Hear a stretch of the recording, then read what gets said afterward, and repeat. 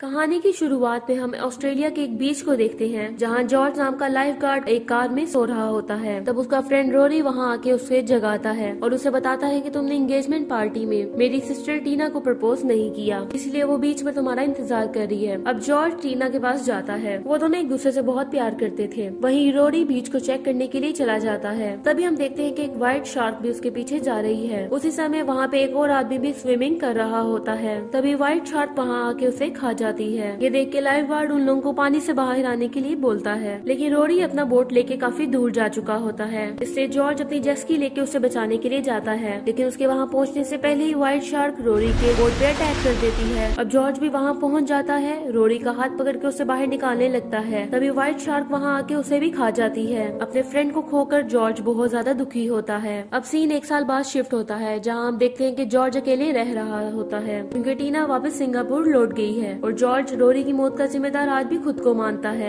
George को news से पता चलता है कि व्हाइट शार्क का झुंड बीच की तरफ आने वाला है, इसलिए सबको अलर्ट रहने के लिए कहा जाता है। जॉर्ज लाइफ गार्ड की जॉब छोड़ के एक सुपरमार्केट में काम कर रहा होता है। जॉर्ज जब आज अपनी जॉब पे जाने लगता है तो उसे आज का मौसम बहुत अजीब लगता है क्योंकि उसका डॉग काफी अजीब तरह से भौंक रहा था। उसे महसूस होता है कि जैसे आज बहुत बड़ी मुसीबत आने वाली है। अब जॉर्ज ग्रोसरी स्टोर में चला जाता है, जहाँ हम जेमी नाम की लड़की को चोरी करते हुए देखते हैं। उसे वहाँ का सिक्योरिटी गार्ड देख लेता है, लेकिन जेमी उससे बच के अपने बॉयफ्रेंड रैमी के पास चली जाती है। तभी स्टोर का मैनेजर वहाँ आ जाता है और जेमी को रैम के साथ देखता है और रैम को जॉब से निकाल देता है। अब वो जेमी को भी जेल भेजने के लिए एक पुलिस ऑफिसर को वहाँ बुलाता है। जॉर्ज जब इस स्टोर में काम कर रहा होता है तो वहाँ टीना अपने नए बॉयफ्रेंड स्टीवन के साथ वहाँ आती है। टीना को नए लड़के के साथ देख के जॉर्ज काफी परेशान हो जाता है और फ्रेश होने के लिए वॉशरूम चला जाता है। दूसरी तरफ वो पुलिस ऑफिसर जो कि जेमी को पकड़ने आया था वो उसी का फादर था और वो जेमी को जेल जाने से बचा लेता है। दरअसल टॉड जॉब के चक्कर में फैमिली को ज्यादा टाइम नहीं दे पाता, इसलिए जेमी को लगता है कि टॉड उससे प्यार नहीं करता।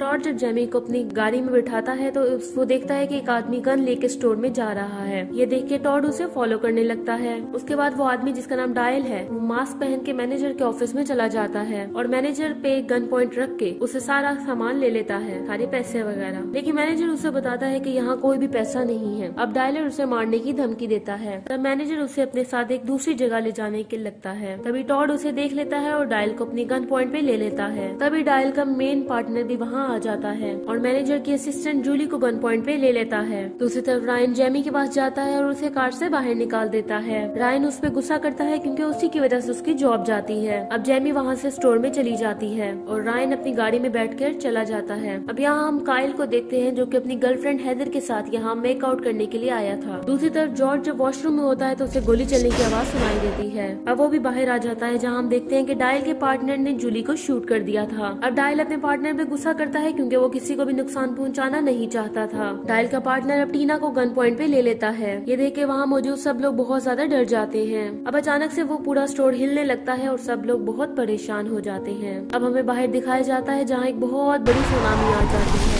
जिससे वहाँ मौजूद तमाम बिल्डिंग्स और स्टोर में पानी चला जाता है और हर तरफ तबाही आ जाती है, जिसकी वजह से स्टोर के बहुत से लोग मारे जाते हैं। लेकिन जॉर्ज, डायल, पुलिस ऑफिसर और स्टीवन अभी भी महफूज होते हैं। उसके बाद जॉर्ज उन सबको स्टर्विंग यूनिट की तरफ ले जाता है, जहाँ जॉर्ज देखता है कि टॉड का पैर बहुत बुरी तरह से जख्मी हो गया था। कुछ देर के बाद जेमी भी पानी से बाहर आ जाती है और टॉड को जिंदा देख के खुश हो जाती है। तभी उसका ध्यान रायन की तरफ जाता है जो कि सुनामी आने से पहले अपनी कार में बैठा था। जेमी उसे बचाने के लिए जाती है लेकिन डायल उसे मना कर देता है। तभी मैनेजर, टॉड का असिस्टेंट और टीना पानी से बाहर आ जाते हैं। जॉर्ज टीना के पास जाता है और उसे भी ऊपर ले आता है, जहाँ टीना देखती है कि कोई चीज डेड बॉडी को खा रही है। उसके बाद नायोमी भी वहाँ आ जाती है और डायल उसे भी ऊपर खींच लेता है, लेकिन इस एक्सीडेंट में डायल का पार्टनर मारा जाता है। दूसरी तरफ काइल अपनी गर्लफ्रेंड हेदर के साथ अपनी कार में फंस गया था। दूसरी तरफ रायन को जब होश आता है तो वो कार की विंडो तोड़ के बाहर आ जाता है। तभी उसे ऐसा लगता है कि कोई उसका पैर पकड़ रहा है, लेकिन वहाँ उसे कोई भी दिखाई नहीं देता।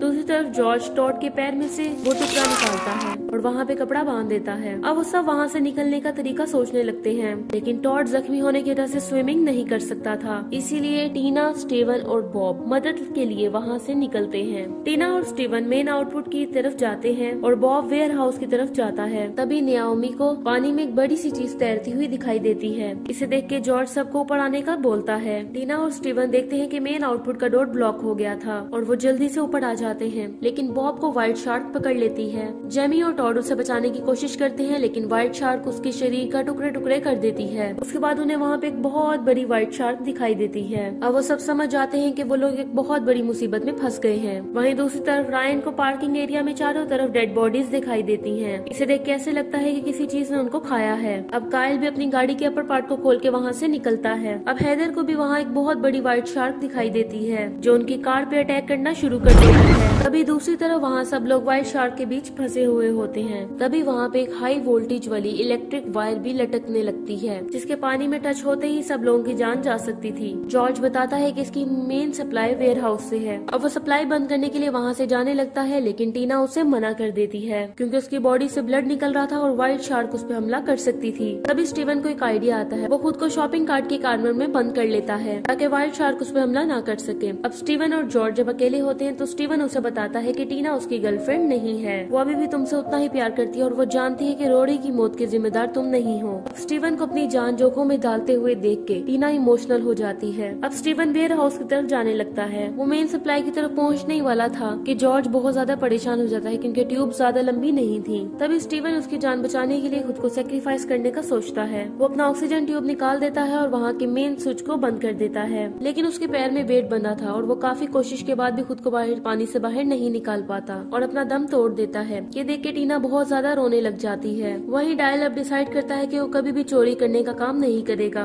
तभी रायन कायल और हैदर की मदद करने के लिए एक मरे हुए आदमी का हाथ काट देता है और उसी की मदद से व्हाइट शार्क को डिस्ट्रैक्ट करता है। तभी कायल और हैदर इस कार से निकल के एक दूसरी गाड़ी की तरफ चले जाते हैं। दूसरी तरफ जॉर्ज को वेंटिलेटर बॉक्स दिखाई देता है। अब डायल वहाँ रस्सी फंसाने में जॉर्ज की मदद करता है, लेकिन वहाँ का मैनेजर बहुत ज्यादा सेल्फिश था। वो कहता है कि पहले मैं यहाँ से निकलूंगा। डायल और जॉर्ज उसकी बात मान लेते हैं, लेकिन जैसे ही वो वहाँ से निकलने की कोशिश करता है वहाँ बहुत ज्यादा केकड़े आ जाते हैं। मैनेजर बहुत डर जाता है और चिल्लाने लगता है। तभी उसकी आवाज सुन के व्हाइट शार्क वहाँ पे आ जाती है और उसकी बॉडी को बीच से काट देती है। अब वो सब बहुत डर जाते हैं और उनको समझ आ जाती है कि यहाँ से बाहर निकलने का आइडिया काफी बेकार है। दूसरी तरफ हम हैदर को देखते हैं जो कि कायल से नाराज थी क्योंकि कायल ने उसके डॉगी को गाड़ी में ही छोड़ दिया था। अब रायन कायल के पास पहुँचना चाहता था, लेकिन वहाँ पे कोई भी रास्ता ना पाके वो पाइप की हेल्प से वहाँ पहुँचने वाला होता है, लेकिन बदकिस्मती से उसका हाथ छूट जाता है और वो पानी में गिर जाता है। लेकिन व्हाइट शार्क के अटैक करने से पहले ही कायल उसे वहाँ से खींच के बाहर निकाल लेता है, लेकिन वो खुद अंदर गिर जाता है। रायन और हैदर उसकी मदद करने की कोशिश करते हैं, लेकिन व्हाइट शार्क उसके शरीर के टुकड़े टुकड़े करके उसे खा जाती है। वहीं सुपरमार्केट में डायल इस शार्क को पकड़ने का एक प्लान बनाता है, लेकिन उसके लिए उसे मीट का टुकड़े की जरूरत थी। अब जेमी व्हाइट शार्क से बचते हुए एक मीट का टुकड़ा उसमें फंसा देती है और डायल उसे व्हाइट शार्क से बचाकर वापस खींच लेता है। टीना जॉर्ज के पास आके उसे समझाती है कि जो कुछ हुआ तुम्हें उसे भूल जाना चाहिए क्योंकि उसमें तुम्हारी कोई भी गलती नहीं थी। लेकिन जॉर्ज कहता है कि उस दिन बीच को देखने की जिम्मेदारी मेरी थी, लेकिन मेरे से पहले वहाँ रोरी चला गया और मेरे पहुंचने से पहले ही सब कुछ खत्म हो गया। उसके बाद टीना उसे कहती है कि मैं हमेशा तुम्हारे साथ रहूंगी। तभी वो लोग मीट का टुकड़ा वहाँ रखते हैं, लेकिन व्हाइट शार्क उसे नहीं खाती। तभी उन लोगों में एक मौजूद लड़का है जिसका नाम करवी होता है। वो कहता है कि ताजा मांस खाएगी। उसके बाद वो नायोमी को गन पॉइंट पे ले लेता है क्योंकि उसको लगता है कि व्हाइट शार्क उसको खाएगी। तभी डायल उसे कहता है कि तुम बहुत बड़ी गलती कर रहे हो। तभी वो कुछ भी नहीं सुनता और नायोमी के सर में हुक फंसा के उसे पानी में गिरा देता है। व्हाइट शार्क उसकी ओर तेजी से बढ़ने लग जाती है। तभी डायल करवी को अपने भाले से जख्मी कर देता है और नायोमी को पानी से निकालने के बाद करवी को ही वापस पानी में गिरा देता है। अब व्हाइट शार्क उसके टुकड़े कर करके खा जाती है और हुक उसके गले में फंस जाती है, जिससे सबको बाहर निकलने की एक उम्मीद मिल जाती है। दूसरी तरफ हैदर रायन से कहती है कि हमें यहाँ कोई भी बचाने नहीं आएगा। तभी रायन उसे समझाता है कि हो सकता है कि हमारी तरह ही बाकी लोग भी फंसे हुए हों। तभी हैदर की डॉगी भी वहाँ आ जाती है। अब रायन हेल्प के लिए बुलाता है। अब जेमी समझ जाती है कि वो रायन है और वो उसे बचाने के लिए चल पड़ती है। ये देख के टॉड जॉर्ज को उसकी हेल्प के लिए पीछे भेजता है। तभी जॉर्ज और जेमी कार पार्किंग की तरफ जाने लगते हैं कि व्हाइट शार्क उनकी तरफ आ जाती है। ये देख के वो दोनों टॉड की कार की तरफ चल पड़ते हैं। तभी जेमी जॉर्ज को बताती है कि इस कार में शॉटगन रखी हुई है। अब जॉर्ज किसी तरह व्हाइट शार्क से बच के उसे शॉटगन निकालता है और उसे मारने के लिए पानी में चला जाता है। अब जैसे ही व्हाइट शार्क अटैक करने आती है जॉर्ज उसे शूट कर देता है और व्हाइट शार्क की मौत हो जाती है। दूसरी तरफ बाकी लोग स्टोर से निकलने का रास्ता खोजने लगते हैं। अब डायल वहाँ पे ट्रक को ब्लास्ट करने का फैसला करता है। अब जॉर्ज और जेमी रायन और हैदर को लेके लेके वहाँ आ जाते हैं। उस ट्रक में छुपी हुई व्हाइट शार्क खुद को आजाद कर लेती है और अग्रेसिव हो जाती है। अब ये देख के जॉर्ज सबको पानी से बाहर निकलने के लिए बोलता है, क्योंकि डायल अब ट्रक की बैटरी में इलेक्ट्रिसिटी देने लगा था। डायल व्हाइट शार्क को शॉर्ट गन से शूट करने के लिए जाता है, लेकिन उसमें बुलेट नहीं थी। ये देख के जॉर्ज स्ट्रेचर से उस पे हमला करना शुरू कर देता है। अब व्हाइट शार्क को हाई इलेक्ट्रिसिटी वोल्टेज लगता है, जिससे वो मर जाती है। अब वो ट्रक में सप्लाई देके उसे भी ब्लास्ट कर देता है। अब वहाँ की एंट्रेंस ओपन हो जाती है और सब लोग बाहर आ जाते हैं। अब वो लोग देखते हैं कि वहाँ का पूरा शहर सुनामी की वजह से तबाह हो चुका था। टीना पूछती है कि अब हम क्या करेंगे, जिसपे जॉर्ज कहता है कि अब हम अपनी नई जिंदगी की शुरुआत करेंगे। अब मूवी के आखिर में दिखाया जाता है कि जब भी कोई बर्ड समुद्र के बहुत करीब से उड़ने की कोशिश करता है तो व्हाइट शार्क उसको खा जाती है और इसी के साथ मूवी एंड हो जाती है। Thank you so much for watching.